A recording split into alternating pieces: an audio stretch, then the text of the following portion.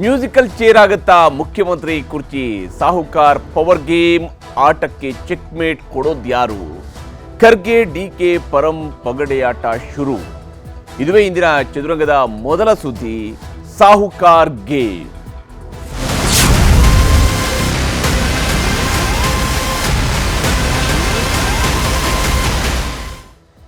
ಕಳೆದ 2 ದಶಕಗಳ ರಾಜ್ಯ ರಾಜಕಾರಣವನ್ನ ನೋಡಿದಾಗ ಒಂದು ಪೂರ್ಣಾವಧಿಯ ಸರ್ಕಾರವನ್ನು ಹೊರತುಪಡಿಸಿದರೆ ಬಹುತೇಕ ಸಂದರ್ಭಗಳಲ್ಲಿ ರಾಜ್ಯ ರಾಜಕಾರಣದ ಬಹಳ ಮುಖ್ಯವಾದಂತಹ ಬದಲಾವಣೆಗಳನ್ನು ಬೆಳಗಾವಿ ರಾಜಕಾರಣ ನಡೆಸ್ಕೊಂಡು ಬಂದಿದೆ ಅನ್ನುವಂಥದ್ದು ಗೋಚರ ಆಗತ್ತೆ.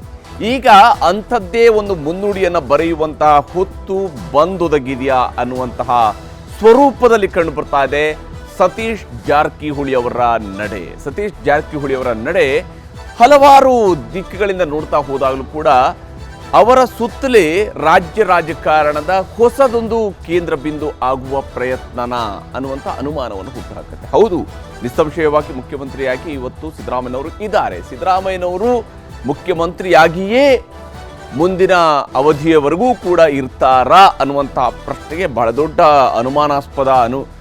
ಅನುಮಾನಾರ್ಥಕವಾಗಿರುವಂತಹ ಒಂದು ಪ್ರಶ್ನಾರ್ಥಕ ಚಿಹ್ನೆಯನ್ನು ತಂದಿಟ್ಟಿರುವಂಥದ್ದು ಮೂಡಾ ಹಗರಣ ಅಥವಾ ಮೂಡಾ ಸೈಟ್ ಹಂಚಿಕೆಯಲ್ಲಿ ಆಗಿರುವಂತಹ ಪ್ರಮಾದ ಅಥವಾ ಮೂಡಾ ಸೈಟ್ ಹಂಚಿಕೆಯ ಸುತ್ತಲೂ ಇದ್ದಿರುವಂತಹ ವಿವಾದ.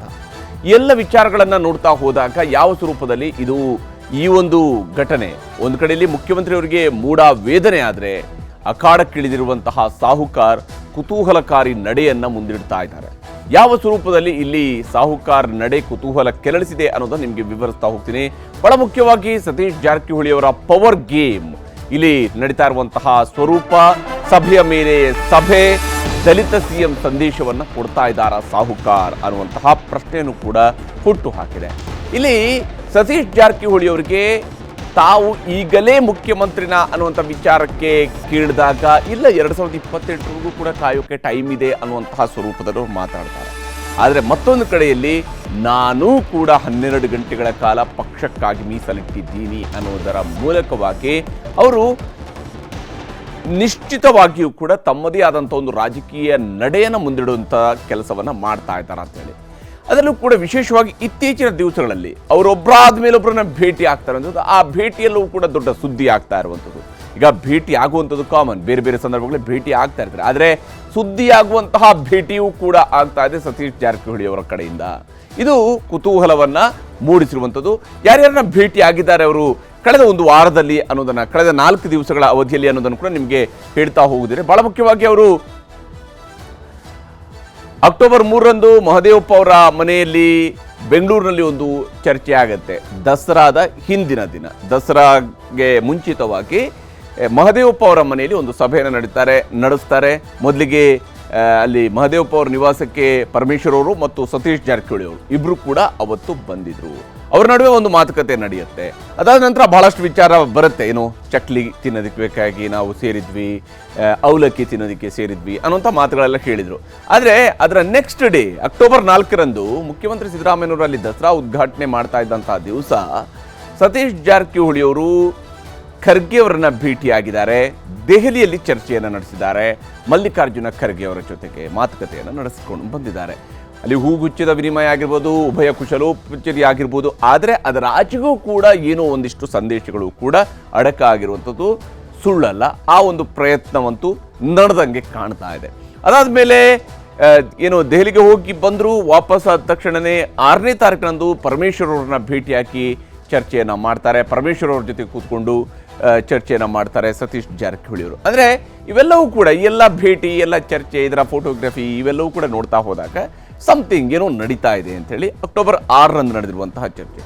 ಇದರ ನಡುವೆನೇ ಅಕ್ಟೋಬರ್ 6ರಂದು DK ಶಿವಕುಮಾರ್ ಅವರು ಮಲ್ಲಿಕಾರ್ಜುನ ಖರ್ಗೆ ಅವ್ರನ್ನ ಭೇಟಿಯಾಗಿದ್ದಾರೆ.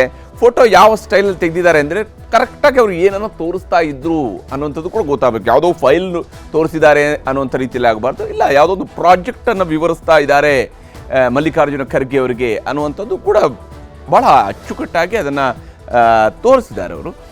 ಹೀಗಾಗಿ ಖರ್ಗೆ ಜೊತೆಗೆ DK ಶಿವಕುಮಾರ್ ಅವರು ಚರ್ಚೆ ಅಂದರೆ ಮೇಲ್ನೋಟಕ್ಕೆ ಇಲ್ಲ ಇದು ಯಾವುದೇ ಮುಖ್ಯಮಂತ್ರಿ ವಿಚಾರಗಳಲ್ಲ ಅನ್ನುವಂಥ ರೀತಿಯಲ್ಲೇ ಇದೆ. ಯಾವುದೋ ಒಂದು ಪ್ರಾಜೆಕ್ಟ್ಗೆ ಸಂಬಂಧಪಟ್ಟಂತೆ, ಅಂದರೆ ಸರ್ಕಾರದ ಆಳ್ವಿಕೆಗೆ ಸಂಬಂಧಪಟ್ಟಂತೆ, ಆಡಳಿತಕ್ಕೆ ಸಂಬಂಧಪಟ್ಟಂತೆ ತನ್ನ ಕನಸಿನ ಬಗ್ಗೆ ವಿವರಿಸುವಂಥದ್ದು ಪಕ್ಷದ ಅಧ್ಯಕ್ಷರಿಗೆ. ಅಕ್ಟೋಬರ್ 7 ಇವತ್ತು ಸತೀಶ್ ಜಾರಕಿಹೊಳಿ ಅವರನ್ನ ವಿಜೇಂದ್ರ ಅವರು ಬಂದು ಭೇಟಿಯಾಗಿದ್ದಾರೆ. ಅವರ ಜೊತೆಗೆ ದೊಡ್ಡ ನಿಯೋಗನೇ ಇತ್ತು, ಸುಮಾರು ಜನ ಇದ್ದರು, ಅವರ ಕಾನ್ಸ್ಟಿಟ್ಯೂನ್ಸಿನ ಜನ ಇದ್ದರು. ಅವರೆಲ್ಲರೂ ಕೂಡ ಭಾಳಷ್ಟು ಬೇಡಿಕೆಗಳಿದ್ವಂತೆ, ಶಿವಮೊಗ್ಗಕ್ಕೆ ಸಂಬಂಧಪಟ್ಟಂಥದ್ದು, ಶಿಕಾರಿಪುರಕ್ಕೆ ಸಂಬಂಧಪಟ್ಟಂಥದ್ದು, ಆ ಎಲ್ಲ ವಿಚಾರಗಳನ್ನ ಇಟ್ಟುಕೊಂಡು ಬಂದು ಭೇಟಿಯಾಗಿದ್ದಾರೆ ಅನ್ನೋದನ್ನು ಹೇಳ್ತಾರೆ. ಆದರೆ ಇವರನ್ನೆಲ್ಲ ಇನ್ನು ಜೊತೆಯಲ್ಲಿರೋರನ್ನೆಲ್ಲ ಹೊರಗಡೆ ಕಳಿಸಿದ ನಂತರ ಕೂಡ ಒಂದು 10-15 ನಿಮಿಷ ಸಪ್ರೇಟ್ ಆಗಿ ವಿಜೇಂದ್ರ ಮತ್ತು ಸತೀಶ್ ಜಾರಕಿಹೊಳಿ ಅವರು ಮಾತನಾಡಿದ್ದಾರೆ ಅನ್ನುವಂಥದ್ದಿದೆ. ಅದಾಯಿತು. ಅದಾಗಿ ಸ್ವಲ್ಪ ಹೊತ್ತಿನಲ್ಲೇ ಸತೀಶ್ ಜಾರಕಿಹೊಳಿ ಅವರ ಮನೆಗೆ ಬಂದಿರುವಂತಹ ಡಿ ಕೆ ಸುರೇಶ್ ಅವರು ಬಂದು ಭೇಟಿಯಾಗಿ ಚರ್ಚೆ ನಡೆಸಿದ್ರೆ ಭಾಳ ಖುಷಿಯಾಗಿ ಇವರು ಕೂಡ ನಗ್ತಾ ಮಾತಾಡ್ತಾ ಇರುವಂಥದ್ದನ್ನು ನೋಡ್ತಾ ಇದ್ದಾಗ ಯಾವ ವಿಚಾರ ಅನ್ನುವಂಥದ್ದು ಒನ್ಸ್ ಅಗೇನ್ ಗುಮಾನಿ ಇದೆ. ಹಿಂದೆ ಒಂದ್ಸರ್ತಿ ಡಿ ಕೆ ಸುರೇಶ್ ಅವರು, ಆಗ ಅವರು ಸಂಸದರಾಗಿದ್ದರು, ಅಂದರೆ ಎಲೆಕ್ಷನ್ಗಿಂತ ಮುಂಚಿತವಾಗಿ ಸತೀಶ್ ಅವ್ರನ್ನ ಭೇಟಿಯಾದಾಗ ಇಲ್ಲ ನನ್ನ ಕಾನ್ಸ್ಟಿಟ್ಯೂನ್ಸಿಯ ಒಂದಿಷ್ಟು ರೋಡ್ಗಳಿಗೆ ಸಂಬಂಧಪಟ್ಟಂಥ ವಿಚಾರಕ್ಕೆ ಭೇಟಿಯಾಗಿದ್ದೇನೆ. ಈ ರೀತಿಯಾಗಿ ವಿಚಾರಗಳು ಇದ್ದೇ ಇರ್ತವೆ. ಆದರೆ ಈ ಒಂದು ವಿಷಯಕ್ಕೆ ಸಂಬಂಧಪಟ್ಟಂತೆ ಸತೀಶ್ ಜಾರಕಿಹೊಳಿ ಅವರು ಹೇಳ್ತಾ ಇರುವಂತಹ ಮಾತುಗಳು ಏನೇನು ಅನ್ನೋದನ್ನು ನಿಮಗೆ ತೋರಿಸ್ತೀನಿ. ಅಲ್ಲ, ಅದು ಪಕ್ಷದ ವಿರೋಧವಾಗಿದ್ರೆ ಓಕೆ, ಅದ್ರ ಬಗ್ಗೆ ಏನಾರು ಹೆದರಬಹುದು, ಮಾಡಬಹುದು. ನಮ್ಮ ಪಕ್ಷ ಕಟ್ಟಲಿಕ್ಕೆ ನಾವು ಕೂಡಿದ್ರೆ ಅದ್ಯಾಕೆ ಹೆದರುವಂತ ಅವಶ್ಯಕತೆ ಇಲ್ಲ. ಪಕ್ಷದ ಪುರಾವೆ ನಿಂತಿದ್ವಿ, ಪಕ್ಷಕ್ಕೆ 12 ಗಂಟೆ ನಾವು ಟೈಮ್ ಕೊಟ್ಟಿದ್ದೀವಿ. ನಾವ್ಯಾರಿಗೆ ಹೆದರಬೇಕಾದ ಅವಶ್ಯಕತೆ ಇಲ್ಲ. ಹೆಚ್ಚು ಟೈಮ್ ಕೊಡೋರು ನಾವೇ ಪಕ್ಷಕ್ಕೆ. ಕೆಲವ್ರ ಪ್ರಚಾರ ಜಾಸ್ತಿ ಆಗ್ತೈತೆ, ಕೆಲವ್ರ ಪ್ರಚಾರ ಆಗೋಲ್ಲ. ತೆರೆಮರೆಯಲ್ಲಿ ಪಕ್ಷಕ್ಕೆ ದುಡಿತಾರೆ, ಅವ್ರು ಯಾರು ಫ್ರಂಟ್ ಲೈನ್ ಬರೋಲ್ಲ. ಊರಲ್ಲಿ ತಮ್ಮ ಸ್ವಂತ ದುಡ್ಡಿನಿಂದ ಪಕ್ಷಕ್ಕೆ ಕಟ್ತಾರೆ. ಅವ್ರು ಯಾರು ಬೆಂಗಳೂರಲ್ಲಿ ಹೈಲೈಟ್ ಆಗೋಲ್ಲ. ಏರ್ಪೋರ್ಟ್ ರಸ್ತೆಯಲ್ಲಿ ಪೋಸ್ಟರ್ದವ್ರು ಹೈಲೈಟ್ ಆಗ್ತಾರೆ, ದೊಡ್ಡ ಪೋಸ್ಟರ್ ಹಾಕೋತಾರೆ. ಸೊ ಅದನ್ನು ಗಮನಿಸ್ತೈತೆ, ಯಾರು ಕೆಲಸ ಮಾಡ್ತಾರೆ ಪಕ್ಷಕ್ಕೆ ಅದನ್ನು ಕೂಡ ಗಮನಿಸ್ತದೆ ಪಕ್ಷ. ಯಾರು ನಿಷ್ಠೆ, ಸೇವೆ, ಅದನ್ನು ಕೂಡ ಪಕ್ಷ ಗಮನಿಸ್ತದೆ. ಇಲ್ಲ, ವರದಿ ಏನು ಕೊಟ್ಟಿಲ್ಲ. ಮೂಡ ಇಶ್ಯೂ ಬರೋಕ್ಕಿಂತ ಮುಂಚೆ ನಾವು ಕ್ಲೋಸ್ ಡೋರ್ ಮೀಟಿಂಗ್ ಮಾಡಿದೀವಿ. ಹಿಂದೆ ಕೂಡ ಖರ್ಗೆ ಅವ್ರನ್ನೂ ಭೇಟಿಯಾಗಿದ್ದೀವಿ, ಕೆ.ಸಿ. ವೇಣುಗೋಪಾಲ್ ಭೇಟಿಯಾಗಿದ್ದೀವಿ, ಸುರ್ಜೇವಾಲಾನು ಭೇಟಿಯಾಗಿದ್ದೀವಿ. ಅವಾಗ ಕೂಡ ಭೇಟಿಯಾಗಿದ್ದೀವಿ. ಇದು ಇಶ್ಯೂ ಬಂದದ್ದು 3 ತಿಂಗಳು ಈ ಕಡೆ ಮೂಡ. ಅದಕ್ಕಿಂತ ಮುಂಚೆ ನಾವು ಡೆಲ್ಲಿಗೆ ಹೋಗ್ತಾನೆ ಇದ್ದೀವಿ, ಭೇಟಿಯಾಗ್ತಾನೆ ಇದ್ದೀವಿ. ಸಾಕಷ್ಟು ಜನ ಮುಖಂಡರು ಈ ಕಡೆ ಪಾರ್ಟಿಯವರು ಆ ಕಡೆ ಭೇಟಿ ಆಗ್ತೀವಿ, ಆ ಕಡೆ ಈ ಕಡೆ ಭೇಟಿ ಆಗ್ತಾರೆ. ಇದಕ್ಕೂ ಹೋಲಿಕೆ ಮಾಡ್ಲಿಕ್ಕೆ ಆಗೋಲ್ಲ. ವಿಜೇಂದ್ರ ಅವ್ರು ಭೇಟಿಯಾಗಿದ್ರು, ಮತ್ತೆ ಅದಕ್ಕೆ ರಾಜಕೀಯ ಕಲ್ಪನೆ ಕೊಡೋ ಅವಶ್ಯಕತೆ ಇಲ್ಲ. ಯಾಕಂದ್ರೆ ಅವರು ಜಿಲ್ಲೆ, ಅವ್ರ ಕಾನ್ಸ್ಟಿಟ್ಯೂನ್ಸಿ ಇಶ್ಯೂ ಚರ್ಚೆ ಮಾಡಲಿಕ್ಕೆ ಅವರು ಇಡೀ ಶಿಕಾರಿಪುರ ತಂಡ ಬಂದಿದ್ರು. ಸೊ ಸಮಸ್ಯೆ ಇದೆ, ಪರಿಹಾರ ಮಾಡಲಿಕ್ಕೆ ಪ್ರಯತ್ನ ಮಾಡ್ದಂತ ಹೇಳಿದ್ವಿ ಅವರಿಗೆ. ಇನ್ನು ಸತೀಶ್ ಜಾರಕಿಹೊಳಿ ಅವ್ರನ್ನ ಭೇಟಿಯಾದ ಬಳಿಕ ಡಿ ಕೆ ಸುರೇಶ್ ಮತ್ತು ವಿಜೇಂದ್ರ ಅವರು ಏನು ಹೇಳಿದ್ರು ಅನ್ನೋದನ್ನು ಕೂಡ ನಿಮಗೆ ತೋರಿಸ್ತೀನಿ. ನಾಯಕತ್ವದ ಪ್ರಶ್ನೆ ಚರ್ಚೆ ಇಲ್ವೇ ಇಲ್ಲ. ನಾನು ಬಹಳಷ್ಟು ಬಾರಿ ಸ್ಪಷ್ಟಪಡಿಸಿದ್ದೇನೆ. ಸನ್ಮಾನ್ಯ ಮುಖ್ಯಮಂತ್ರಿ ಸಿದ್ದರಾಮಯ್ಯನವರೇ ಮುಂದಿನ ಅವಧಿಯವರೆಗೂ ಕೂಡ ಅವರೇ ನಮ್ಮ ಮುಖ್ಯಮಂತ್ರಿಗಳಾಗಿರ್ತಾರೆ. ಇವತ್ತೇನು ಮೂಡ ಪ್ರಕರಣ ಇದೆ, ಈಗಾಗಲೇ ನ್ಯಾಯಾಲಯ ಸ್ಪಷ್ಟವಾಗಿ ಹೇಳಿದೆ ಇದು ತನಿಖೆ ಮಾಡಬೇಕು ಅಂತೇಳಿ. ತನಿಖೆ ಮಾಡಲಿಕ್ಕೆ ಎಲ್ಲರೂ ಕೂಡ ಒಪ್ಪಿಗೆಯನ್ನು ಕೊಟ್ಟಿದ್ದಾರೆ. ತನಿಖೆ ಆಗಿ ವರದಿ ಬರೋವರೆಗೂ ನೀವ್ಯಾಕೆ ಕಾಯ್ತೀರಿ? ತನಿಖೆ ಮಾಡ್ತಾ ಇದ್ದಾರಲ್ಲ ಅವರು, ಅಧಿಕಾರಿಗಳು ಕೂಡ ತನಿಖೆ ಮಾಡಲಿಕ್ಕೆ ಮುಖ್ಯಮಂತ್ರಿಗಳು ಮುಕ್ತವಾಗಿ ನಾನು ಅವಕಾಶ ಕೊಟ್ಟಿದ್ದೇನೆ, ನಾನು ಯಾವುದೇ ಇಂಟರ್ಫಿಯರೆನ್ಸ್ ಆಗೋದಿಲ್ಲ ಅಂತೇಳಿ ಸ್ಪಷ್ಟಪಡಿಸಿದ್ದಾರೆ. ಸೊ ಹಾಗಾಗಿ ತನಿಖೆ ನಡೆಯುತ್ತೆ. ಅದಕ್ಕೆ ನಾವೇನು ಮಧ್ಯ ಹೋಗುವಂತ ಪ್ರಶ್ನೆ ಇಲ್ಲ. ನಾನಿವತ್ತು ಮಂತ್ರಿಗಳನ್ನು ಭೇಟಿ ಮಾಡಿರ್ತಕ್ಕಂಥದ್ದು ನಮ್ಮ ಶಿಕಾರಿಪುರ ಕ್ಷೇತ್ರದ ಸಮಸ್ಯೆ ವಿಚಾರ ಹಿಡ್ಕೊಂಡು ಮಾತನಾಡಿದ್ದೇನೆ. ರಾಜಕಾರಣವನ್ನ ಏನೂ ಕೂಡ ನಾನು ಮಾತನಾಡಿಲ್ಲ. ನೋಡ್ರಿ, ನಾನೊಬ್ಬ ಜನಪ್ರತಿನಿಧಿಯಾಗಿ, ಶಾಸಕನಾಗಿ ನನ್ನ ಕ್ಷೇತ್ರದ ಸಮಸ್ಯೆಗಳಿಗೆ ಸ್ಪಂದನೆ ಮಾಡ್ತಕ್ಕಂಥದ್ದು ನನ್ನ ಆದ್ಯ ಕರ್ತವ್ಯ. ಬೇರೆಯವರಿಂದ ಕೇಳಿ ತಿಳ್ಕೊಳ್ತಕ್ಕಂಥ ಅವಶ್ಯಕತೆ ನನಗೆ ಬಂದಿಲ್ಲ. ಯಾರೋ ತಲೆ ಹಿಡಿತಕ್ಕಂಥ ರಾಜಕಾರಣ ಕೂಡ ನನ್ನ ಜೀವನದಲ್ಲಿ ಮಾಡೋ ಪ್ರಶ್ನೆ ಬರೋದಿಲ್ಲ. ನಾನು ಯಾವತ್ತೂ ಕೂಡ ತಂದೆಯವರು ನೋಡಿದ್ರೆ ಯಡಿಯೂರಪ್ಪರು ಯಾವ ರೀತಿ ತಮ್ಮ ರಾಜಕೀಯ ಜೀವನವನ್ನ ಮಾಡಿದ್ದಾರೆ ಅಂತಕ್ಕಂಥದ್ದು. ಯಾರೇನು ಹೇಳಿದ್ರು ಸಹ ರಾಜ್ಯದ ಅಧ್ಯಕ್ಷನಾಗಿ ನನಗೆ ಸ್ಪಷ್ಟತೆ ಇದೆ. ಪಕ್ಷವನ್ನು ಹೇಗೆ ಮುನ್ನಡೆಸಬೇಕು, ಹೇಗೆ ತೆಗೆದುಕೊಂಡು ಹೋಗಬೇಕು ಅನ್ನೋದನ್ನ. ಇನ್ನು ನನ್ನ ಕ್ಷೇತ್ರದ ವಿಚಾರ ಬಂದಾಗ ನನ್ನ ಕರ್ತವ್ಯ ಇದೆ. ಸಮಸ್ಯೆಗೆ ಸ್ಪಂದನೆ ಮಾಡ್ತಕ್ಕಂಥದ್ದು ಶಾಸಕ ನನ್ನ ಕರ್ತವ್ಯ ಇದೆ. ಆ ನಿಟ್ಟಿನಲ್ಲಿ ಸಚಿವರನ್ನು ಭೇಟಿ ಮಾಡಿರ್ತಕ್ಕಂಥದ್ದು ರಾಜಕೀಯಕ್ಕೂ ಇದಕ್ಕೂ ಯಾವುದೇ ರೀತಿ ಸಂಬಂಧ ಇಲ್ಲ. ಹೀಗೆ ರಾಜಕೀಯದ ವಿಚಾರಗಳಲ್ಲ, ಹೀಗೆ ತಮ್ಮ ಕ್ಷೇತ್ರದ ವಿಚಾರಗಳಿಗಾಗಿ ಭೇಟಿ ಹಾಕಿರುವುದು ಅನ್ನುವಂಥ ಮಾತುಗಳನ್ನ ವಿಜೇಂದ್ರ ಅವರು ಕೂಡ ಸ್ಪಷ್ಟಪಡಿಸಿದ್ದಾರೆ. ಹಾಗಿದ್ರೂ ಕೂಡ ಇಲ್ಲೆಲ್ಲ ಒಂದು ಕಡೆಯಲ್ಲಿ ರಾಜಕೀಯದ ಆಟ ನಡೀತಾ ಇದೆ, ಪವರ್ ಗೇಮ್ ನಡೀತಾ ಇದೆ ಅನ್ನುವಂತಹ ಅನುಮಾನ ದಟ್ಟವಾಗ್ತಾ ಇದೆ. ನಿರಂತರವಾಗಿ ನಡೀತಾ ಇರುವಂತಹ ಸಭೆಗಳು, ಒಂದಾದ ಮೇಲೆ ಒಂದು ನಡೀತಾ ಇರುವಂತಹ ಸಭೆಗಳು. ಹಾಗೆಯೇ ಇವತ್ತು ಬಹಳ ಮಾರ್ಮಿಕವಾಗಿ ಒಂದು ಮಾತನ್ನ ಸತೀಶ್ ಜಾರಕಿಹೊಳಿ ಅವರು ಹೇಳಿದ್ದಾರೆ. ಏರ್ಪೋರ್ಟ್ ರಸ್ತೆಯಲ್ಲಿ ದೊಡ್ಡ ದೊಡ್ಡ ಪೋಸ್ಟರ್ ಹಾಕಿದಂಥವ್ರು ಮಾತ್ರ ಅಲ್ಲ, ನಾವು ಕೂಡ ನಮ್ಮ ಕ್ಷೇತ್ರಗಳಲ್ಲಿ ಸ್ವಂತ ದುಡ್ಡನ್ನು ಹಾಕಿ, ಕೈಯಿಂದ ದುಡ್ಡು ಹಾಕಿ ಪಕ್ಷ ಸಂಘಟನೆ ಮಾಡ್ತಾ ಇರ್ತೀವಿ, ನಮ್ಮಂಥವ್ರನ್ನು ಕೂಡ ಪಕ್ಷ ನೋಡುತ್ತೆ, ಗುರುತಿಸುತ್ತೆ ಅನ್ನುವಂತಹ ಮಾತನ್ನು ಹೇಳಿದ್ದಾರೆ.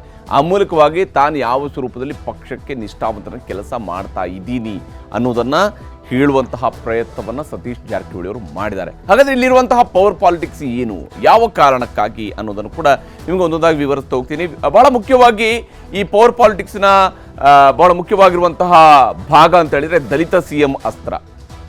ಯಾವ್ಯಾವಾಗ ಕಾಂಗ್ರೆಸ್ನಲ್ಲಿ ಸಮಸ್ಯೆಗಳು ಉದ್ಭವ ಆಗುತ್ತೋ, ಯಾವ್ಯಾವಾಗ ಕಾಂಗ್ರೆಸ್ನಲ್ಲಿ ಅಧಿಕಾರದ ಬದಲಾವಣೆಯ ಚರ್ಚೆ ಆಗುತ್ತೋ, ಯಾವ್ಯಾವಾಗ ಕಾಂಗ್ರೆಸ್ನಲ್ಲಿ ಒಬ್ಬರಾದ ಮೇಲೆ ಒಬ್ಬರನ್ನ, ಅಂದರೆ ಯಾರೋ ಒಬ್ಬ ವ್ಯಕ್ತಿ ಅಥವಾ ಆಡಳಿತ ನಡೆಸ್ತಾ ಇರುವಂತಹ CM ವಿರುದ್ಧ ಅಸಮಾಧಾನ ಬರುತ್ತೋ, ಅಂಥ ಸಂದರ್ಭಗಳಲ್ಲಿ ಬಹಳ ಸುಲಭವಾಗಿ ಸಿಗಬಹುದಾಗಿರುವಂತಹ ಒಂದು ಅಸ್ತ್ರ ಅಂತ ಹೇಳಿದರೆ ಅದು ದಲಿತ CM ಅಸ್ತ್ರ. ನಿಜಕ್ಕೂ ಕೂಡ ದಲಿತರನ್ನ ಮುಖ್ಯಮಂತ್ರಿ ಮಾಡ್ತಾರೋ ಇಲ್ಲೋ ಗೊತ್ತಿಲ್ಲ, ಆದರೆ ದಲಿತ CM ಅಸ್ತ್ರವನ್ನಂತೂ ಪ್ರಯೋಗಿಸ್ತಾರೆ. ದಲಿತರು ಮುಖ್ಯಮಂತ್ರಿ ಆಗಬೇಕು ಅನ್ನೋಂಥದ್ದನ್ನ ಬಿಂಬಿಸುವ ಪ್ರಯತ್ನ ನಡೀತೆ. ಈ ಬಾರಿ ಅದು ಸ್ವಲ್ಪ ಸೀರಿಯಸ್ ಆಗಿ ನಡೀತಿರುವಂಗೆ ಕಾಣ್ತಾ ಇದೆ. ಸಿದ್ದರಾಮಯ್ಯ ಕೆಳಗಿಳಿದ್ರೆ ದಲಿತ ಮುಖ್ಯಮಂತ್ರಿ ಆಗಬೇಕು, ಇದು ಬಹಳ ಮುಖ್ಯವಾಗಿರುವಂತಹ ಅಸ್ತ್ರ. ಇದರ ಅರ್ಥ ಹಿಂಗೂ ಓದಿಕೊಳ್ಬಹುದು, ಸಿದ್ದರಾಮಯ್ಯನವ್ರನ್ನ ಯಾವುದೇ ಕಾರಣಕ್ಕಾಗೂ ಕೂಡ ಅಧಿಕಾರದ ಕೆಳಗಿಳಿಸಬಾರ್ದು ಅಂತಲೂ ಕೂಡ ಓದಿಕೊಳ್ಬಹುದು ಅದನ್ನ. ಯಾಕಂದ್ರೆ ಇದು ರಾಜಕಾರಣದಲ್ಲಿ ಯಾವತ್ತೂ ಕೂಡ 1+1=2 ಆಗೋದಿಲ್ಲ. ಅದು 3 ಆಗ್ಬೋದು, 5 ಆಗ್ಬೋದು, ಏನು ಬೇಕಿದ್ರೂ ಆಗ್ಬೋದು. ಎರಡನೇದು, ಪರಮೇಶ್ವರ್, ಮಹದೇವಪ್ಪ, ಸತೀಶ್ ಅವರ ಸರಣಿ ಸಭೆಗಳು ನಡೀತಾ ಇದ್ದಾವೆ. ಒಬ್ಬರಾದ ಮೇಲೆ ಒಬ್ಬರನ್ನ ಭೇಟಿ ಆಗ್ತಾರೆ, ಚರ್ಚೆ ನಡೆಸ್ತಾ ಇದ್ದಾರೆ. ಅದು ಚಕ್ಲಿ ಅವಲಕ್ಕಿ ತಿನ್ನುವಂಥ ನೆಪದಲ್ಲಿ ಹೇಳ್ಕೊಂಡು ಕೂಡ ಸಭೆ ನಡೆಸ್ತಾರೆ. ಆದರೆ ಖಂಡಿತವಾಗ್ಲೂ ಕೂಡ ಅವರು ಕೇವಲ ಅಷ್ಟಕ್ಕೆ ಸೀಮಿತ ಆಗಿರಲಿಲ್ಲ. ರಾಜಕಾರಣಿಗಳು ಯಾವತ್ತೂ ಕೂಡ ರಾಜಕಾರಣದ ಬಗ್ಗೆನೇ ಮಾತನಾಡುವಂಥದ್ದು ಸರ್ವೇ ಸಾಮಾನ್ಯ ಸಹಜ ಬೆಳವಣಿಗೆಗಳು. ಆ ಕೆಲಸ ನಡೀತಾ ಇದೆ. ದಲಿತ ನಾಯಕತ್ವದ ಪ್ಲೇ ಕಾರ್ಡ್ ಅನ್ನು ಕೂಡ ಇಲ್ಲಿ ಬಳಕೆ ಮಾಡ್ಕೊಳ್ತಾ ಇದ್ದಾರೆ. ಅಂದ್ರೆ ಇಲ್ಲಿ ಬಹಳ ಮುಖ್ಯವಾಗಿ ತೋರಿಸ್ತಾ ಇರುವಂತಹ, ಬಿಂಬಿಸ್ತಾ ಇರುವಂತಹ ವಿಚಾರವನ್ನು ನಾವು ನೋಡ್ತಾ ಹೋದಾಗ ಡೇ ಒನ್ ಇಲ್ಲೂ ಕೂಡ 2023ರಲ್ಲಿ ಸಿದ್ದರಾಮಯ್ಯನವರ ಸರ್ಕಾರ ಬಂದ 1 ತಿಂಗಳ ನಂತರ ಶುರುವಾಗಿದೆ ಈ ದಲಿತ CM, ದಲಿತ DCM ಅನ್ನುವಂತಹ ಅಸ್ತ್ರಗಳು. ಇದೇ ಕಾರಣಕ್ಕಾಗಿಯೇ ದಲಿತ ನಾಯಕತ್ವದ ಪ್ಲೇ ಕಾರ್ಡ್ನ ಬಳಕೆ ಆಗ್ತಾ ಇದೆ. ಯಾಕೆ DK ಶಿವಕುಮಾರ್ ಒಬ್ಬರೇ ಉಪಮುಖ್ಯಮಂತ್ರಿ ಆಗಿರಬೇಕು ಅನ್ನುವಂತಹ ಪ್ರಶ್ನೆಯನ್ನು ಎತ್ತಿದವರು ಕೂಡ ದಲಿತ ನಾಯಕರೇ ಆಗಿದ್ರು ಕಾಂಗ್ರೆಸ್ನಲ್ಲಿರುವ. ಇದು ಬಹಳ ಮುಖ್ಯವಾಗಿರುವಂತಹ ಅಂಶ. ಹೀಗಾಗಿ ದಲಿತ ನಾಯಕತ್ವದ ಪ್ಲೇ ಕಾರ್ಡನ್ನು ಬಳಕೆ ಮಾಡ್ತಾ ಇದ್ದಾರೆ ಇಲ್ಲಿ. ಇದು ಬಹಳ ಮುಖ್ಯವಾಗಿ ಇಲ್ಲಿ ಗೋಚರಿಸ್ತಾ ಇರುತ್ತದೆ. ಇನ್ನು ಜಾತಿ ಜನಗಣತಿ ವರದಿ ಜಾರಿಗೂ ಕೂಡ ಒತ್ತಡವನ್ನ ಹೇರ್ತಾ ಇದ್ದಾರೆ.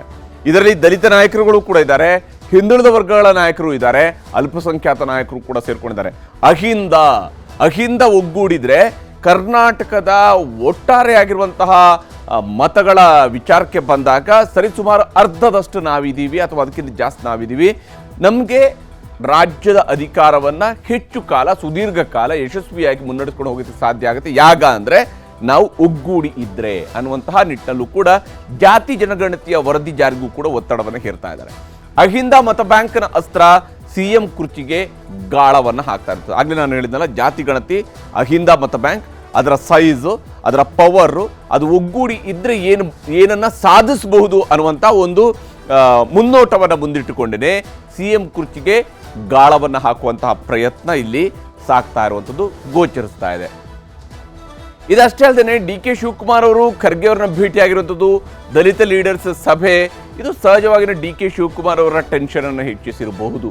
ಯಾಕಂದ್ರೆ ಅವರು ಎಂಡ್ ಆಫ್ ದಿ ಡೇ ಕರ್ನಾಟಕದ ಮುಖ್ಯಮಂತ್ರಿ ಆಗಲೇಬೇಕು ಅನ್ನುವಂತಹ ಕನಸು ಕಾಣ್ತಾ ಇರುವಂತಹ ನಾಯಕ. ಅಷ್ಟೇ ಅಲ್ಲ, ಅದಕ್ಕೆ ಬೇಕಾಗಿ ಅವಿರತವಾದಂಥ ಶ್ರಮವನ್ನು DK ಶಿವಕುಮಾರ್ ಅವರು ಹಾಕಿದ್ದಾರೆ. ಅವರ ರಾಜಕೀಯ ವಿರೋಧಿಗಳಿರ್ಬೋದು, ಅವರ ಪಕ್ಷದ ಒಳಗಿನವರು ಏನು ಬೇಕಾದ್ರೂ ಹೇಳ್ಕೊಳ್ಬೋದು. ಆದರೆ DK ಶಿವಕುಮಾರ್ ಅವರ ಕಮಿಟ್ಮೆಂಟ್ ಪಕ್ಷದ ಸಂಘಟನೆ ವಿಚಾರದಲ್ಲಿ ಅದನ್ನು ಯಾರೂ ಕೂಡ ಕ್ವಶನ್ ಮಾಡೋದಕ್ಕೆ ಸಾಧ್ಯ ಇಲ್ಲ.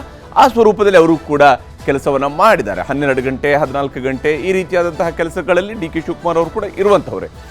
ಖರ್ಗೆ ಅವರನ್ನ ಭೇಟಿಯಾಗಿ ಅವರು ಸಮಾಲೋಚನೆಯನ್ನು ನಡೆಸ್ತಾ ಇದ್ದಾರೆ. ಹಾಗೆಂತೇಳಿ DK ಶಿವಕುಮಾರ್ ಅವರು ಖರ್ಗೆ ಅವ್ರನ್ನ ಭೇಟಿಯಾದ ತಕ್ಷಣ ನನ್ನನ್ನು ಮುಖ್ಯಮಂತ್ರಿ ಮಾಡಿ ಅಂತ ಕೇಳುವಂತಹ ನಾಯಕ ಅಲ್ಲ.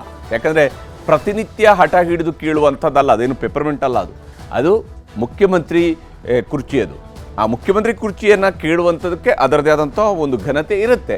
ಅಂತಹ ಸಮಯ ಸಂದರ್ಭ ಬಂದಾಗ ಅದನ್ನು ಪ್ರಸ್ತಾಪ ಮಾಡ್ತಾರೆ. ಆದರೆ ಅದರ ಸುತ್ತಲೂ ನಡೆಯುತ್ತಾ ಇರುವಂತಹ ಬೆಳವಣಿಗೆಗಳಿದ್ದಾವಲ್ಲ, ಆ ವಿಚಾರದಲ್ಲಿ ವಿಶ್ವಾಸವನ್ನು ಉಳಿಸ್ಕೊಳ್ಳುವಂತಹ ನಿಟ್ಟಿನಲ್ಲಿ ಚರ್ಚೆಗಳು ನಡೀತಾ ಇರ್ತವೆ. ಪಕ್ಷದಲ್ಲಿನ ಬೆಳವಣಿಗೆಗಳ ಬಗ್ಗೆ ರಿಪೋರ್ಟನ್ನು ಕೊಡ್ತಾ ಇದ್ದಾರೆ. ಅಫ್ಕೋರ್ಸ್ ಅವರು AICC ಅಧ್ಯಕ್ಷರು, ಇವರು KPCC ಅಧ್ಯಕ್ಷರು, ರಿಪೋರ್ಟನ್ನು ಕೊಡಬೇಕಾಗುತ್ತೆ. KPCC ಅಧ್ಯಕ್ಷರ ಜವಾಬ್ದಾರಿ AICC ಅಧ್ಯಕ್ಷರಿಗೆ ಅನ್ನುವಂಥದ್ದು ಇರುತ್ತೆ. ಆದರೆ ಅದರ ಹೊರತಾಗಿಯೂ ಕೂಡ ಆಗಲೇ ನಾನು ಹೇಳಿದಲ್ಲ, ಒಂದು ವಿಶ್ವಾಸದ ವಾತಾವರಣ ನಿರ್ಮಾಣ ಮಾಡುವಂತಹ ವರದಿಗಳು ಪದೇ ಪದೇ ಹೋಗ್ತಾ ಇರುವಂಥದ್ದು ಕೂಡ ಬಹಳ ಮುಖ್ಯ ಆಗುತ್ತೆ. ಹಾಗೆಂದೇಳಿ ಖರ್ಗೆ ಅವರೇನೋ DK ಶಿವಕುಮಾರ್ ಕೊಟ್ಟಿರುವಂಥ ಒಂದು ವರದಿ ಆಧಾರದ ಮೇಲೆ ಯಾವುದೇ ನಿರ್ಧಾರವನ್ನು ತೆಗೆದುಕೊಳ್ಳುವಂಥ ನಾಯಕ ಅಲ್ಲ. ಅವ್ರಿಗೆ ಕರ್ನಾಟಕದ ರಾಜಕಾರಣವನ್ನು DK ಶಿವಕುಮಾರ್ ಅವ್ರಿಗಿಂತ 10-15 ವರ್ಷ ಮುಂಚಿತವಾಗಿ ಅವರು ನೋಡ್ಕೊಂಡು ಬಂದಂಥವ್ರು. ಹಾಗಾಗಿ ಅವ್ರಿಗೂ ಕೂಡ ಕರ್ನಾಟಕದ ರಾಜಕಾರಣದ ಆಳ ಅಗಲ ಎಲ್ಲವೂ ಕೂಡ ತಿಳಿದಿರುವಂತಹದ್ದು. ಇನ್ನು ಅಧಿಕಾರ ಹಸ್ತಾಂತರ ಸೂತ್ರದ ಬಗ್ಗೆಯೂ ಕೂಡ ಚರ್ಚೆ ಆಗ್ತಾ ಇದೆಯಾ ಅನ್ನುವಂಥ ಅನುಮಾನ ಇದ್ದೇ ಇದೆ.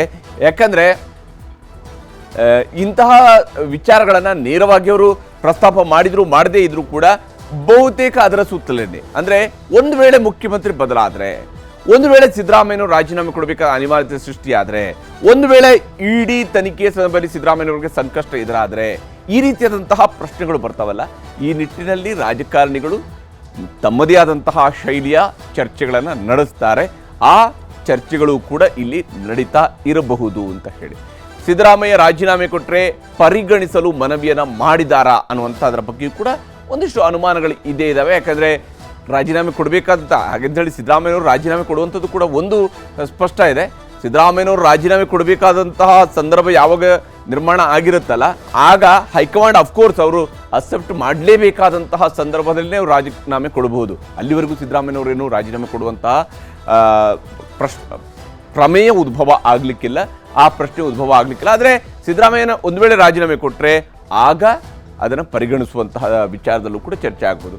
ಇನ್ನು CM ಕುರ್ಚಿ ವಿವಾದ ಹೊತ್ತಲೇ ಈ ಭೇಟಿ ಯಾಕೆ ಅನ್ನುವಂಥ ಒಂದು ಪ್ರಶ್ನೆ ಇದೆ. ಯಾಕೆಂದರೆ ಇಲ್ಲಿ ವಿಜೇಂದ್ರ ಅವರು ಮತ್ತು ಸತೀಶ್ ಜಾರಕಿಹೊಳಿ ಒಂದು ನಾವು ಸ್ಪಷ್ಟವಾಗಿ ಹೇಳ್ಬೋದು, ಯಾವತ್ತೂ ಕೂಡ ರಾಜಕಾರಣದಲ್ಲಿ ನಡೆಯುವಂಥ ಆಪರೇಷನ್ಸ್ ಇದಾವಲ್ಲ, ಆಪರೇಷನ್ಸ್ ಒಮ್ಮೆಗೆ ಸ್ಫೋಟ ಆಗೋದ್ರ ಹಿಂದಿನ ಗಳಿಗೆಯವರೆಗೂ ಕೂಡ ನಮಗೆ ಗೋಚರ ಆಗೋದಿಲ್ಲ. ಅದು ಕುದೀತಾ ಇರುತ್ತೆ, ಬೇರೆ ಬೇರೆ ಸ್ವರೂಪಗಳಲ್ಲಿ ಬೇರೆ ಬೇರೆ ಮೀಟಿಂಗ್ಗಳಾಗುತ್ತೆ. ಭಾಳ ಓಪನ್ ಮೀಟಿಂಗ್ಗಳೆಲ್ಲ ಅದು ನಡೆಯುವಂಥದ್ದು ಭಾಳ ಕಡಿಮೆ. ಆದರೆ ಹಾಗಿದ್ರೂ ಕೂಡ ಈ ಹಂತದಲ್ಲಿ, ಯಾಕಂದರೆ ವಿಜೇಂದ್ರ ಅವರ ಕಾನ್ಸ್ಟಿಟ್ಯೂನ್ಸಿಯಲ್ಲಿ ಆಗುತ್ತೆ ಯಾವುದೋ ಒಂದು ಕೆಲಸದ ಬಗ್ಗೆ ಸತೀಶ್ ಜಾರಕಿಹೊಳಿ ಅವರನ್ನ ನೇರವಾಗಿ ಅವರ ಮನೆಯವರಿಗೆ ಹೋಗಿ ತನ್ನ ಇಡೀ ಟೀಮನ್ನು ಕರ್ಕೊಂಡು ಹೋಗಿ ಭೇಟಿಯಾಗಬೇಕಂತ ಅವಶ್ಯಕತೆ BJP ರಾಜ್ಯಾಧ್ಯಕ್ಷರಿಗೆ, ಅವರು ಕೇವಲ ಶಾಸಕರಾಗಿರ್ತಾರೆ ಬೇರೆ ಮಾತು, ಆದರೆ BJP ರಾಜ್ಯಾಧ್ಯಕ್ಷರಾಗಿರುವಂತಹ ಶಾಸಕ ವಿಜೇಂದ್ರ ಅವರಿಗೆ ಬೇಕಿತ್ತಾ ಅನ್ನುವಂಥ ಅನುಮಾನ ಇದೆ. ಕೇವಲ ಟೋಲ್ ವಿಚಾರಕ್ಕಷ್ಟೇ ಭೇಟಿ ಆಯ್ತಾ ಅನ್ನುವಂಥದ್ದು ಇದೇ ಕಾರಣಕ್ಕಾಗಿ ಮೂಡಿರುವಂಥ ಅನುಮಾನ. ವಿರೋಧಿಗಳಿಗೆ ಸತೀಶ್ ಸಂದೇಶವನ್ನು ಇಲ್ಲಿ ರವಾನೆ ಮಾಡ್ತಾ ಇದ್ದಾರಾ ಅನ್ನೋದ್ರ ಬಗ್ಗೆ ಕೂಡ ಅನುಮಾನ ಇದೆ. ಅಷ್ಟೇ ಅಲ್ಲದೆ ತನ್ನ ಪಕ್ಷದೊಳಗಡೆ ಇರುವಂತಹ ವಿರೋಧಿಗಳಿಗೆ ಸಂದೇಶವನ್ನು ರವಾನೆ ಮಾಡುವಂಥ ಕೆಲಸವನ್ನು ವಿಜೇಂದ್ರ ನಾನು ಕೂಡ ಎಷ್ಟು ಸ್ಟ್ರಾಂಗ್ ಅನ್ನೋದನ್ನು ತೋರಿಸುವಂತಹ ಪ್ರಯತ್ನವನ್ನು ಅವರು ಕೂಡ ಮಾಡ್ತಾ ಇರ್ಬೋದು. ಸ್ವಪಕ್ಷದ ವಿರೋಧಿಗಳನ್ನು ಬೆದರಿಸುವಂತಹ ತಂತ್ರವನ್ನು ಕೂಡ ಇಲ್ಲಿ ವಿಜೇಂದ್ರ ಅವರು ಹೆಣೆದಿರಬಹುದು. ಬರೀ ಸಂಚಲನ ಎಬ್ಬಿಸುವಂತಹ ರಣತಂತ್ರ ಅಷ್ಟೇನಾ ಇದು ಅನ್ನೋದರ ಬಗ್ಗೆಯೂ ಕೂಡ ಒಂದಿಷ್ಟು ಕುತೂಹಲ ಇದ್ದೇ ಇದೆ. ಯಾಕಂದರೆ ರಾಜಕೀಯದಲ್ಲಿ ನಡೆಯುವಂತಹ ಪ್ರತಿ ಭೇಟಿ, ಪ್ರತಿ ಮಾತುಕತೆ, ಪ್ರತಿ ಚರ್ಚೆಗೂ ಕೂಡ ಒಂದಲ್ಲ ಒಂದು ರೀತಿಯಾದಂತಹ ಭವಿಷ್ಯದಲ್ಲಿ ಒಂದಲ್ಲ ಒಂದು ತಿರುವುಗಳಿಗೆ ಅದು ಸಾಕ್ಷಿಯಾಗುವಂತಹ ಸಂದರ್ಭಗಳು ಬಂದೊದಗಬಹುದು. ಹೊಸ ರಾಜಕೀಯ ಆಯಾಮದ ಚರ್ಚೆಗೂ ಕೂಡ ಇದು ನಾಂದಿ ಹಾಡಿರುವಂಥದ್ದು ಸುಳ್ಳಲ್ಲ. ಹೀಗೆ ಇಂತಹ ಭೇಟಿಗಳು ಪದೇ ಪದೇ ನಡೀತಾ ಇದ್ದಾವೆ. ಈ ಭೇಟಿ ನೋಡ್ತಾ ಹೋದಾಗ ಏನು ನಡೀತಾ ಇದೆ, ರಾಜ್ಯ ರಾಜಕಾರಣ ಏನಾಗ್ತಾ ಇದೆ, ಸಿದ್ದರಾಮಯ್ಯನವರು ರಾಜೀನಾಮೆ ಕೊಡ್ತಾರಾ, ಅವರೊಂದು ವೇಳೆ ರಾಜೀನಾಮೆ ಕೊಟ್ಟ ಮಾರನೇ ದಿವಸ ಏನಾಗುತ್ತೆ, ಯಾರು ಮುಖ್ಯಮಂತ್ರಿ ಆಗ್ತಾರೆ, DK ಶಿವಕುಮಾರ್ ಅವರ ಹಾದಿ ಅಷ್ಟು ಸುಲಭ ಆಗುತ್ತಾ, ಇಷ್ಟಕ್ಕೂ ಸಿದ್ದರಾಮಯ್ಯ ರಾಜೀನಾಮೆ ಕೊಡ್ತಾರಾ, ಕೊಟ್ಟರೆ ದಲಿತ CM ಆಗ್ತಾರ, ಈ ರೀತಿಯಾದಂತಹ ಬಹಳಷ್ಟು ಪ್ರಶ್ನೆಗಳ ಗೂಡಾಗಿದೆ ಕರ್ನಾಟಕದ ಇಂದಿನ ರಾಜಕಾರಣದ ಪರಿಸ್ಥಿತಿ. ಅದು ಮುಂದೆ ಹೇಗೆ ಅದಕ್ಕೆ ಉತ್ತರಗಳು ಸಿಗ್ತವೆ ಈ ಎಲ್ಲ ಪ್ರಶ್ನೆಗಳಿಗೆ ಏನಂತಾನ ಕುತೂಹಲದಿಂದ ನೋಡಬೇಕಷ್ಟೇ ನಾವೆಲ್ಲ. ಈಗ ಎರಡನೇ ಸುದ್ದಿ ಕಡೆ ಹೋಗೋಣ. ಬಳ್ಳಾರಿ ಜೈಲಲ್ಲಿ ದರ್ಶನ್ಗೆ ಬೆನ್ನು ನೋವು, ಅಲ್ಲಿ ಇರೋಕ್ಕಾಗ್ತಿಲ್ಲ, ಇಲ್ಲಿಗೆ ಬರೋಕ್ಕಾಗ್ತಿಲ್ಲ. ಬೆಂಗಳೂರಿಗೆ ಬರೋದಕ್ಕೆ ದಾಸನ ಮೆಡಿಕಲ್ ಟ್ರಿಕ್ಸ್. ಚದುರಂಗದ ಎರಡನೇ ಸ್ಟೋರಿ ಇದ್ವೇನೆ, ಬಳ್ಳಾರಿ ನೋವು.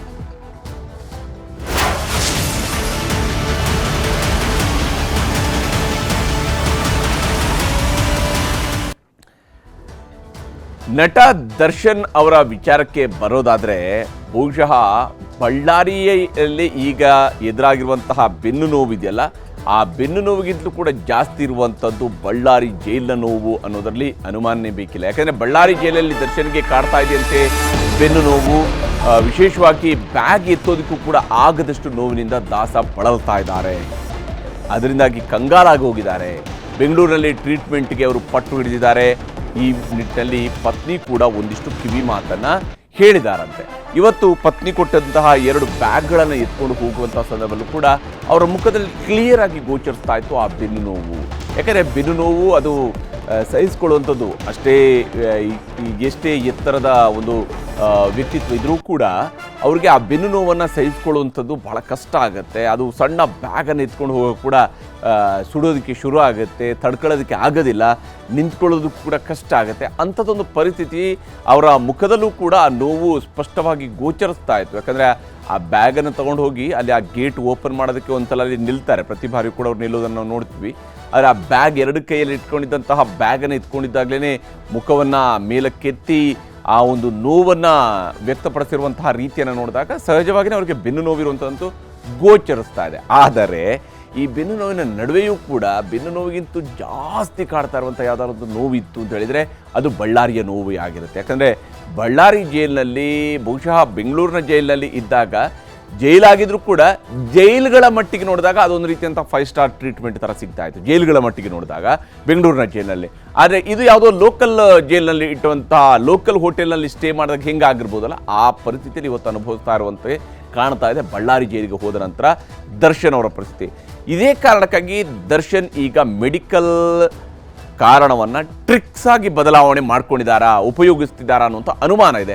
ಯಾವ ಕಾರಣಕ್ಕಾಗಿ ಅನ್ನೋದನ್ನು ನಿಮಗೆ ಹೇಳ್ತಾ ಹೋಗ್ತೀನಿ. ಭಾಳ ಮುಖ್ಯವಾಗಿ ಇಲ್ಲಿ ದರ್ಶನ್ ಸ್ಪೈನಲ್ ಕಾರ್ಡ್ನ L1 L5 ಭಾಗದಲ್ಲಿ ಊತ ಕಾಣಿಸ್ಕೊಂಡಿದೆಯಂತೆ. ಇದರಿಂದಾಗಿ ಸಹಜವಾಗಿಯೇ ಬಗ್ಗೋದಕ್ಕಾಗಲಿ ಅಥವಾ ನಡ್ಕೊಂಡು ಸ್ಟ್ರೈಟ್ ನಿಲ್ಲೋದಕ್ಕಿರ್ಬೋದು, ಕೂರೋದಕ್ಕಿರ್ಬೋದು, ಎಲ್ಲ ಟೈಮಲ್ಲೂ ಕೂಡ ನೋವಿರುತ್ತೆ. ಈ ಕಾರಣಕ್ಕಾಗಿ ಅವ್ರಿಗೆ ಏನು ಟ್ರೀಟ್ಮೆಂಟ್ ಕೊಡಬೇಕು ಅನ್ನೋಂಥ ಕಾರಣಕ್ಕಾಗಿ ಒಂದು ಸ್ಕ್ಯಾನಿಂಗ್ ಮಾಡಿಸ್ಬೇಕಂತ ಅವಶ್ಯಕತೆ ಇದೆ. MRI ಸ್ಕ್ಯಾನಿಂಗ್ ಮಾಡಿಸ್ಬೇಕಂತ ಅವಶ್ಯಕತೆ ಇದೆ ಅನ್ನೋಂಥ ವೈದ್ಯರು ಪದೇ ಪದೇ ಹೇಳ್ತಾ ಇದ್ದಾರೆ. ಜೈಲಿನಲ್ಲಿ ಬಂದು ಭೇಟಿಯಾದಾಗಲೂ ಕೂಡ ಅವ್ರಿಗೆ ಹೇಳ್ತಾ ಇದ್ದಾರೆ ನೀವು ಮೆಡಿಕಲ್ ಟೆಸ್ಟ್ ಮಾಡಿಸ್ಕೊಳ್ಬೇಕಾಗಿದೆ ಅಂತ ಹೇಳುತ್ತೆ. ಅದಕ್ಕೆ ಒಂದು ಸ್ಕ್ಯಾನಿಂಗ್ ಮಾಡಿಸ್ಬೇಕು ಅಂತ ಅದರ ಪ್ರಕಾರವಾಗಿ ಮುಂದಿನ ಚಿಕಿತ್ಸೆಗೆ ನಾವು ನೋಡೋಣ ಅನ್ನೋಂಥ ವೈದ್ಯರು ಸಲಹೆಯನ್ನು ಕೊಡ್ತಾ ಇದ್ದಾರೆ. ಆದರೆ ನಾನು ಬಳ್ಳಾರಿಯಲ್ಲಿ ಯಾವುದೇ ಕಾರಣಕ್ಕೂ ಕೂಡ ಚಿಕಿತ್ಸೆ ಪಡೆಯೋದಿಲ್ಲ ಅಂತ ಪಟ್ಟು ಹಿಡಿದು ಕುಳಿತಿದ್ದಾರಂತೆ ದರ್ಶನ್. ನನಗೆ ಯಾವ ಕಾರಣಕ್ಕೂ ಬಳ್ಳಾರಿಯಲ್ಲಿ ಟ್ರೀಟ್ಮೆಂಟ್ ಬೇಡ, ಬಳ್ಳಾರಿಯಲ್ಲಿ ಈವನ್ MRI ಸ್ಕ್ಯಾನಿಂಗ್ ಕೂಡ ಬೇಡ ಅಂತ ಹೇಳ್ತಾ ಇದ್ದಾರೆ ಅಂತ. ಅಂದರೆ ಬಳ್ಳಾರಿ ಕರ್ನಾಟಕದ ಮೆಡಿಕಲ್ ಕಾಲೇಜುಗಳಲ್ಲಿ ಅತ್ಯಂತ ಹಳೆಯ ಮೆಡಿಕಲ್ ಕಾಲೇಜುಗಳಲ್ಲಿ ಬಳ್ಳಾರಿಯ ಮೆಡಿಕಲ್ ಕಾಲೇಜು ಕೂಡ ಒಂದು. ಎಲ್ಲ ರೀತಿಯಾದ ಫೆಸಿಲಿಟೀಸ್ ಇರುವಂತಹ ಮೆಡಿಕಲ್ ಕಾಲೇಜಲ್ಲಿದೆ. ಹಾಗೆಯೇ ಮೆಡಿಕಲ್ ವ್ಯವಸ್ಥೆ ಅಲ್ಲಿದೆ, ಬಳ್ಳಾರಿಯಲ್ಲಿದೆ. ಬೆಂಗಳೂರಿನ ವೈದ್ಯರ ಬಳಿನೇ ಚಿಕಿತ್ಸೆ ಬೇಕು ಅನ್ನೋದನ್ನು ಹಠ ಹಿಡಿದು ಕುಳಿತಿದ್ದಾರಂತೆ. ಇರ್ಬೋದು ಅವ್ರಿಗೆ ಅವ್ರದ್ದೇ ಆದಂತಹ ಫ್ಯಾಮಿಲಿ ಡಾಕ್ಟರ್ಸ್ ಇರ್ಬೋದು, ಅವರ ಹತ್ರ ಹೋಗಿ ಟ್ರೀಟ್ಮೆಂಟ್ ತೊಗೊಳ್ಬಹುದು, ಅದಕ್ಕೆ ಬೇಕಂತ ವೈದ್ಯರು ಇರಬಹುದು, ಎಲ್ಲವೂ ಹೌದು. ಅದು ಯಾವಾಗ ಹೊರಗಡೆ ಇದ್ದಿರ್ತಿದ್ರೆ, ಈಗ ಒಳಗಡೆ ಇದ್ದಾರೆ, ಜೈಲಿನಲ್ಲಿದ್ದಾರೆ, ವಿಚಾರಣಾ ದಿನ ಕೈದಿಯಾಗಿದ್ದಾರೆ. ನಾಳೆ ಜಾಮೀನು ಸಿಗದಿದ್ರೆ ಮೆಡಿಕಲ್ ಎಮರ್ಜೆನ್ಸಿ ಬಳಕೆ ಮಾಡ್ಕೊಳ್ಬಹುದು.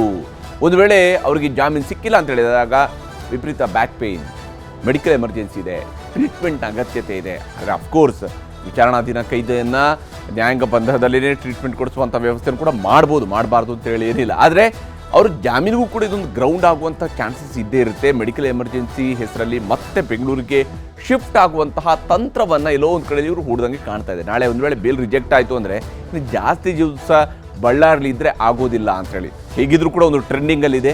ದರ್ಶನ್ 70 ದಿವಸಕ್ಕಿಂತ ಹೆಚ್ಚು ಎಲ್ಲೂ ಕೂಡ ಕಾಲ್ ಶೀಟ್ ಕೊಡಲ್ಲ ಅಂಥೇಳಿ. ಆಲ್ರೆಡಿ ಬೆಂಗಳೂರಿನ ಜೈಲಿನಿಂದ 68 ದಿವಸಕ್ಕೆ ಶಿಫ್ಟ್ ಆಗಿದ್ರು. ಈಗ ಅಲ್ಲೂ ಕೂಡ ಏನು 70 ದಿವಸದವರೆಗೆ ಅಲ್ಲೇ ಉಳ್ಕೊಳ್ಳೋದ್ರಿಂದ ತಪ್ಪಿಸುವಂತಹ ಪ್ರಯತ್ನವನ್ನು ಇವರು ಮಾಡ್ತಿದ್ದಾರಾ ಅನ್ನೋದ್ರ ಬಗ್ಗೆ ಅನುಮಾನ ಇದೆ. ವಕೀಲರ ಮೂಲಕ ಕೋರ್ಟ್ಗೆ ಅರ್ಜಿ ಹಾಕೋದಕ್ಕೂ ಕೂಡ ಅವರು ಪ್ಲಾನನ್ನು ಮಾಡ್ಕೊಂಡಿದ್ದಾರಂತೆ. ತನ್ನ ಬೆನ್ನು ನೋವಿನ ಕಾರಣವನ್ನು ಮುಂದಿಟ್ಟುಕೊಂಡು ಅವ್ರಿಗೆ ಅದಕ್ಕೆ ಪೂರಕವಂಥ ಟ್ರೀಟ್ಮೆಂಟನ್ನು ಕೊಡುವಂತಹ ಕೆಲಸವನ್ನು ಮಾಡ್ತಾರೆ, ಪೊಲೀಸರು ಮಾಡ್ತಾರೆ ಅಥವಾ ಸರ್ಕಾರ ಮಾಡುತ್ತೆ, ಜೈಲಧಿಕಾರಿಗಳು ಮಾಡ್ತಾರೆ. ಆದರೆ ಅದ್ಯಾವುದು ಕಾರಣಕ್ಕೆ ಗೊತ್ತಿಲ್ಲ, ಅಷ್ಟೆಲ್ಲ ಬ್ಯಾಕ್ ಪೇನ್ ಇದ್ರೂ ಕೂಡ ಕೇವಲ ಟ್ಯಾಬ್ಲೆಟ್ಸ್ ತಗೊಳ್ತಾ ಇದ್ದಾರಂತೆ, ಅವ್ರು ಕೊಟ್ಟಿರುವಂಥ ಮೆಡಿಸಿನ್ಸ್ ತಗೊಳ್ತಾ ಇದ್ದಾರೆ. ಆದರೆ ನಿಜವಾದಂಥ ಟ್ರೀಟ್ಮೆಂಟ್ ಪಡ್ಕೊಳ್ಳೋದಕ್ಕೆ ಬೇಕಾಗಿರುವಂಥ ಟೆಸ್ಟ್ ಮಾಡಿಸೋದಾಗಲಿ ಅದಕ್ಕೆ ಪೂರಕವಂಥ ಟ್ರೀಟ್ಮೆಂಟ್ ತೆಗೆದುಕೊಳ್ಳುವಂಥ ಕೆಲಸವನ್ನು ದರ್ಶನ್ ಇಲ್ಲಿ ಮಾಡ್ತಾ ಇಲ್ಲ ಅನ್ನುವಂಥದ್ದು ಸ್ಪಷ್ಟವಾಗಿ ಗೋಚರಿಸ್ತಾ ಇರುವಂಥದ್ದು. ಇದು ಇವತ್ತಿನ ಚದುರಂಗ. ನಮಸ್ಕಾರ.